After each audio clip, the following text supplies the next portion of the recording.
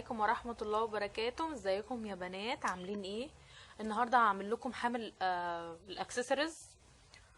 الاكسسوارات اللي هي الغوايش والحاجات دي اللي هي الحاجات دي اللي هي دي بتبقى مشكلة ومكركبة الدرج عندنا. وبعدين المشكلة مش في كده، كمان المشكلة ان احنا مبقاش شايفينهم، مبقاش عارفين احنا عندنا ايه اصلا. ممكن نشتري حاجات عندنا وممكن ما نلبسهمش عشان احنا مش فاكرين اصلا ان دي عندنا ولا لا. فانا اعمل لكم فكرة بسيطة كده. اول حاجة خالص هنحتاج رول. ده رول كان بتاع اكياس الباسكت خفيف. في الرول اللي هو بتاع الفويل اللي هو الالومنيوم اللي هو بنغطي بيه الاكل، او التاني اللي هو الاسترتش. لا، نقوا حاجه تكون خفيفه. الاسترتش او الورق الالومنيوم تقيل شويه، تقيل قوي. لا، نقوا حاجه تكون خفيفه في الوزن، زي بتوع بكره المناديل. يعني ينفع تعملوا بتوع بكره المناديل، بتبقى اصغر، تبقى كده مثلا. انتوا تلزقوهم في بعض بالسيليكون عشان يبقوا طوال. هنعمل ايه بقى؟ الفكره ان احنا هنعملها كده وهندخل فيها الغوايش، بس هنخليها واقفه، مش هنخليها واقفه كده. هي طبعا عشان طويله، تمام، بس هنعمل لها قاعده وهنعمل لها في نفس الوقت غطا. بس مش هنسيبها كده طبعا، مش هنبان ان هي يعني رول قوي كده، هنديها شكل. عندنا ورق اللي هو ورق الجيلي دوت، اللي هو اسمه كده. عندكم اي حاجه، عندكم اشار بعجبكم لزقوا بيه، عندكم تل، عندكم ورق فوم، اي حاجه عجباكم لزقوا بيها. تمام. انا هلزق بالورق دوت لاني اللون الاوضه بتاعتي، لون اوضه النوم بتاعتي لونها موف. تمام. انا هلزق اهو، وكويس جه على القد بالظبط. هلزقه كده بنفس الشكل ده، وهقطع على قده، وبعدين اجيب مسدس الشمع والزق اهو. الورق ده حلو قوي. كنت جايباه، حلو قوي. وكمان على فكرة كمان هنستخدم ورق، هنستخدم مسدس الشمع، مش هنستخدم حاجة تاني، هما دول بس. تمام. هنبتدي بقى نلزقه. فهستنى المسدس يسخن شوية. الورق دوت الجيلي ده عامل، هو مكرمش كده وعامل يعني تحس ان هو معدن كده شوية، عامل زي ورق الألمونيوم اهو. هنلزقه. بصوا مدي شكل تحفة، لونه حلو قوي اصلا، عجبني قوي اهو. خلاص كده مش عايزة الرول. تمام. هبتدي بقى الزقه بالورق وهعمل قاعدة. القاعدة بقى تبقى عبارة عن ايه؟ اللي هي كده عشان الغواش ما تقعش، عشان انا هوقفه كده، هيبقى واقف كده، ولا هيميل يمين ولا شمال. عندكم اسطوانات، الاسطوانات بتاعتنا اللي هي القديمة اللي احنا عندكم تعملوها برضو، تلزقوها بنفس الشكل وتعملوها قاعدة. عندكم غطا بطرمان، غطا اي حاجة بس يكون كبير شوية عشان يستحمل. برضو ينفع. تمام. انا بديكم افكار. انا دلوقتي بقى هعمل حاجة، هي حاجة مجنونة شوية. هعمل اللي هو كان عندي، انا عندي مشكلة، الدش عندي ساعات بيتسد، فبغير الراس بتاعته، اللي هي الراس بتاعت الدش اللي هي كده. انا هاخد المكان ده، وفي نفس الوقت ابقى احط فيه، يعني فاهميني؟ هي فكرة مجنونة شوية بس عجبتني. والدوت بصراحة مرضتش ارميه، بلاستيك وعجبني.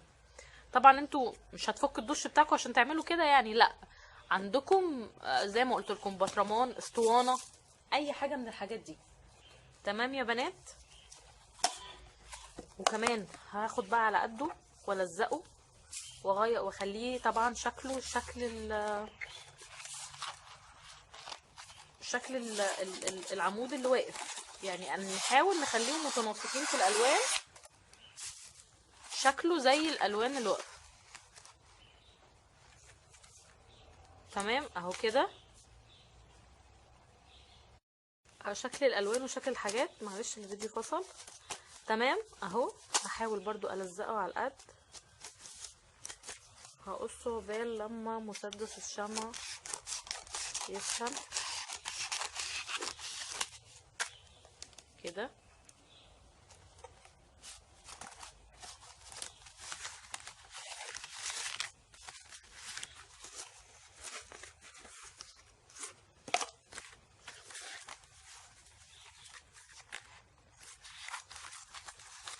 هيدي شكل حلو قوي لو عملتوا له من الاوضه بتاعتكم. في الوان كتير اختاروا، في بينك، في اسود، في بامبا، في الوان كتير قوي تحت، في ازرق، في كل الالوان موجوده. هيدي شكل حلو قوي وانتوا بتلزقوا، وانتوا بتعملوه شكل الاوضه. ودايما خلوا حاجاتكم زي شكل الاوضه. ليه؟ عشان ما تضايقش العين، يعني ما تخلوش الوان كتير كده في الاوضه، لا عشان ما تضايقش العين. هروح الزق بمسدس الشمع، الزق دي كده وارجع لكم. معلش اصل السلكه، بس السلك بتاع مسدس الشمع طويل، قصدي قصير، فبيضايقني يعني. هروح الزق وارجع لكم تاني. اهو يا بنات لزقتها اهو من الجناب. هبتدي بقى الزقها من تحت، وبعدين الزقها من تحت كده الحته دي، وبعدين الزقها بقى من جوه. تمام، من جوه من هنا عشان برضو يبقى الشكل حلو. هلزقها وارجع لكم. اهو يا بنات لزقتها، لزقت دي كله من الظهر ومن جوه كلها. انا يهمني اكتر يعني من جوه عشان هتبقى باينه، وبرضو من الجناب يعني حاولت على قد ما اقدر. يعني مسدس الشمع بصراحه عذبني، مش عارفه مع اني لسه شارياه يعني، بس تقل كده. ولزقت دي كمان الرول، هحطها كده بقى، الزقها كده وارجع لكم تاني. اهو يا بنات ركبتها اهو، سبتها تنشف كده. عايزه اداري المكان دوت، ممكن احط ورقه كمان عليه مكان الشمع نفسه، احط ورقه كده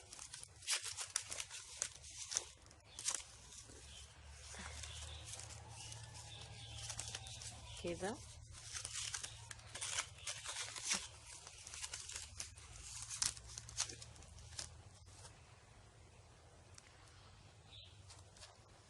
اهو ده شكله، وده شكله من قدام. انا منقيه الرول ده كبير قوي كده عشان انا عندي اكسسوارز كتير قوي، عشان اشوفهم والبسهم، عشان انا ما بلبسهمش خالص. تمام يا بنات، خلاص اهو خلصنا. ناقص بقى من فوق، يعني الحته اللي هنا دي نعمل فيها اي شكل كده، مش هنسيبها مفتوحه عشان ما تبانش ان هو رول. نعمل فيها ورده، نعمل فيها اي حاجه. انا هعمل ورده من نفس الورق برضو واحطها هنا كده، وما عاوزها اشيلها. هوريكم ازاي دلوقتي. بس كده اهو خلصتوا العلبه. زي ما قلت لكم العلبه دي ممكن تجيبوا غطا، ممكن تجيبوا اسطوانه. انا كنت برضو عاملاها على اسطوانه، هوريها لكم في اخر الفيديو. بس اعمل بقى، اجيب الورق بقى عشان نعمل الايه، الورده.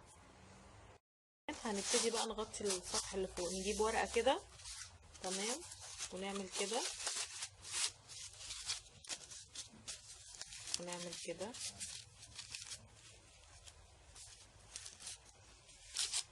ونحاول نقصهم نص دايره عشان تبقى معانا دايره اهي يا بنات كده. يعني مش مظبوطين قوي، مش مهم يعني. تمام اهو. هبتدي اجيب دي، اجيبها كده واجيبها كده، نفس الموضوع.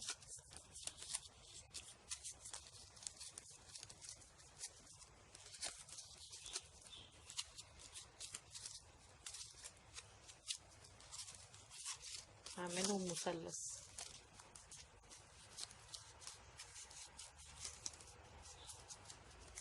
تمام، جبتهم اهو كلهم.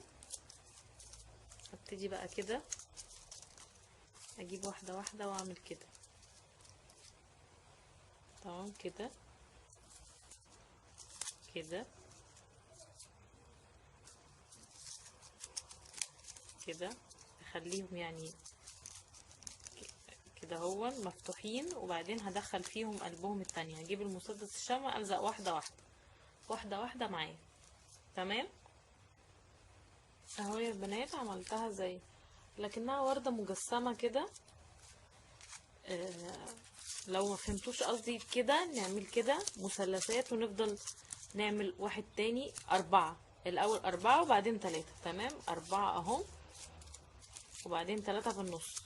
تمام، والزق بقى اي حاجة هنا عشان اغطي الشمع بتاعي.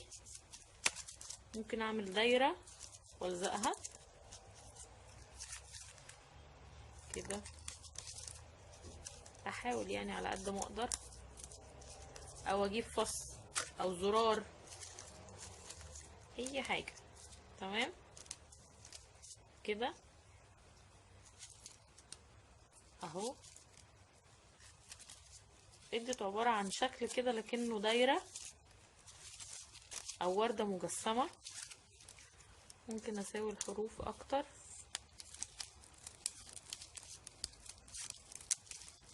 كده.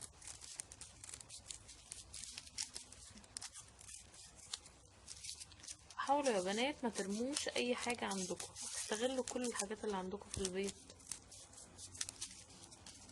او محدش يقول لي منين جبت ان انا استغل الدش. معرفش هي طقت كده والله، اول ما شفته بصراحة حسيت ان انا ممكن اعمل بيه حاجة اهو. فحاولوا تستغلوا الحاجات اللي عندكم. تمام، انا مش هقصقص كفايه كده عشان ما يبص اهو. وعلى فكره ممكن تعملوها بشكل تاني، ممكن تعملوا تجيبوا ورقه كده برضو وتعملوا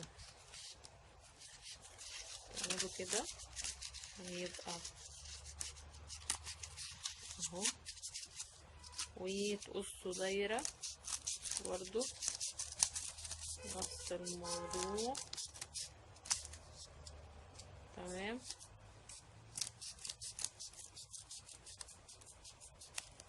تمام، تقصوا دايره طلعت مستطيل بس ما علينا كده،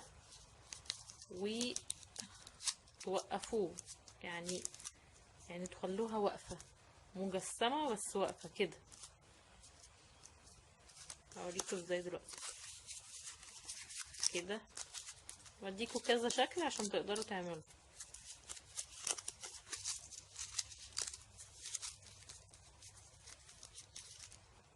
كده.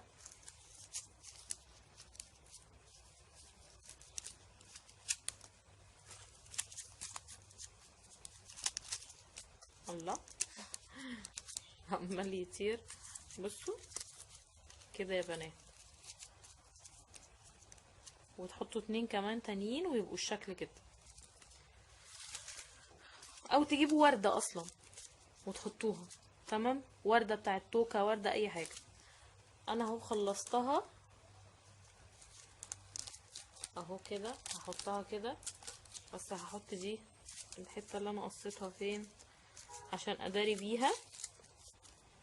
بيها مكان الشمع ده، ميبقاش شكلها مش الشمع باين، لا نخليه متداري كده. احطها هنا كده وهلزقه وارجع لكم اهو يا بنات. لزقتها، اجيبها بقى كده اهو بقت شكلها زي الوردة بالظبط، والزق كده. واحلى حاجه بقى في الورق دوت ان انتوا ما ينفعوش يعني ما ينفعش تجيبوا اي حاجه تانية، ده مرن يعني. بصوا تتنوه كده اما تيجوا تدخلوا الغويشه، بدل ما حاجه واقفه اي حاجه بلاستيك مثلا يعني غطا او اي حاجه مش هيبقى مرن، هيفضل ثابت.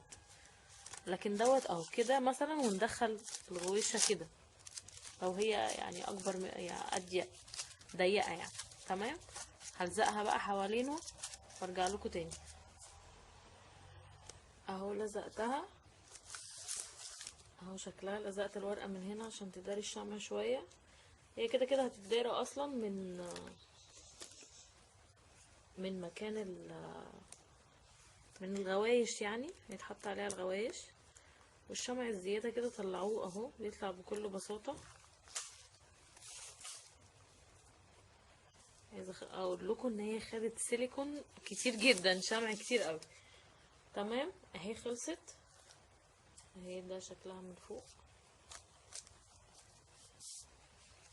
وبعدين ابتدي بقى ادخل الغوايش بتاعتي، الغوايش كلها.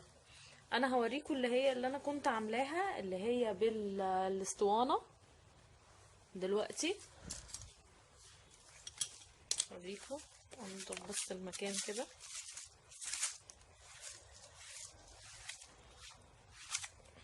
تمام. دي اللي انا كنت عاملاها بالاسطوانه. بصوا بتميل ازاي، عشان اللي كان هنا ده كان بتاع رول بتاع استرتش، ورقه استرتش، فتقيل. اسطوانه اهي، 2 لزقتهم في بعض وبقوا بالشكل ده. هتقولوا لي ليه ما ممكن تحطي الاسطوانه هنا وتسدي دي؟ لا ما ينفعش. طب الغوايش هدخلها ازاي؟ تمام. فلازم تختاروا اي حاجه صغيره كده، ورده، اي حاجه بس. وابتدي بقى احط الحاجات اللي عندي اطلعهم. انا دي هخليها برضو مش هرميها، خليها ستاند تاني يعني. انا عندي شايفين اكسسوارز كتير قوي وبنساهم ان هم عندي اصلا على فكره وما بلبسهمش. فهبتدي بقى احط كده.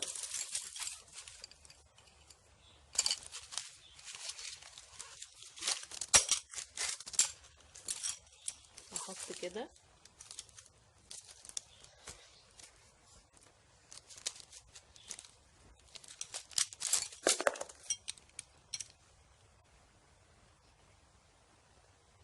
ابتدي احط الغوايش كلها بكل المقاسات والاساتك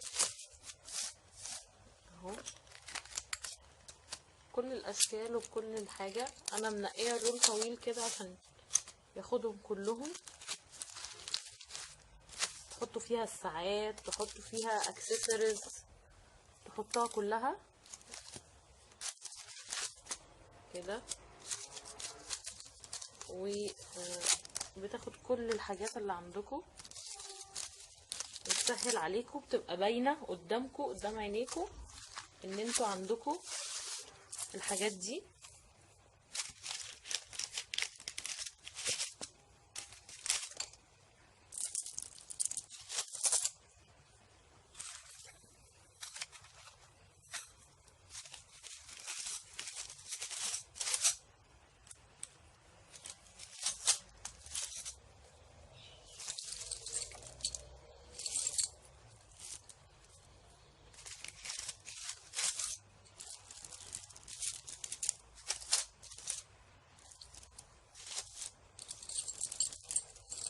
وهتفضل واقفه عندكم في المكتب.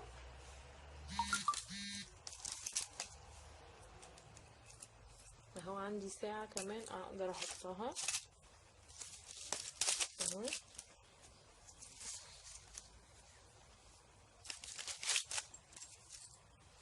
وده كان شكلها. هوريكم برضو شكلها النهائي قدامكم عشان تشوفوها اوضح واحسن.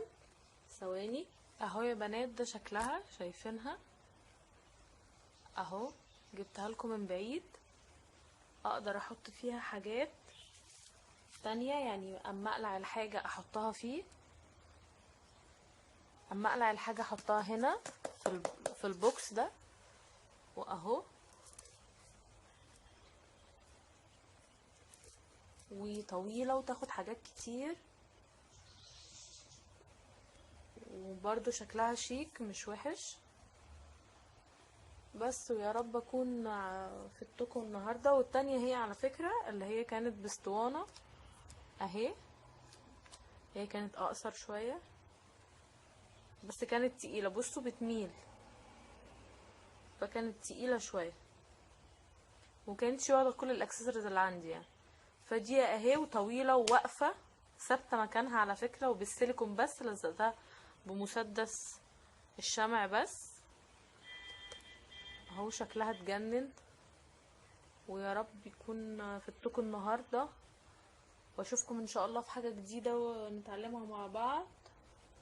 متنسوش تعملوا لي لايك واشتراك في القناة وشير، ولو عايزين اي حاجة اعملها لكم سيبولي كومنت وانا اعملها لكم. واشوفكم على خير ان شاء الله، والسلام عليكم ورحمة الله وبركاته.